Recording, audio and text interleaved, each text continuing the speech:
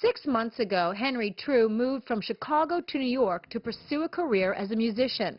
To make money, he's been working as a freelance set hand for trade shows and commercials. But those jobs have completely dried up. The rent is due, but he can't pay it. It became a matter of, am I going to pay this rent amount, or, am I going to just hold on to it and basically use that to just slowly buy necessary items like, groceries and stuff like that. Many Americans are asking themselves the same question. Over the past few weeks, a record number of unemployment claims have been filed in the United States, and many are struggling to pay the rent. The problem is particularly acute in high-cost cities like New York, where it is estimated 40% of the population won't be able to pay their April rent.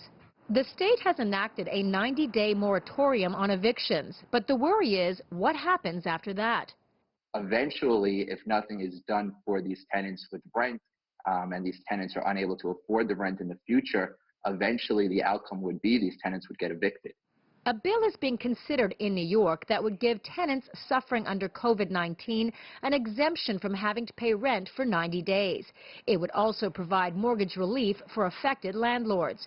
Property owner Charles Sheldon estimates 30% of his tenants in the state of New Mexico will not be able to pay rent.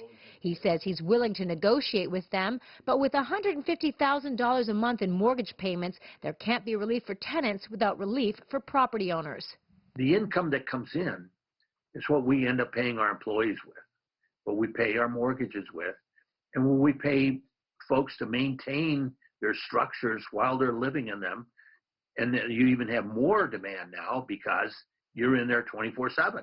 The fear right now is that joblessness will eventually cause the U.S. housing market to collapse, adding to an already disastrous economic outlook. Karina Huber, CGTN, New York.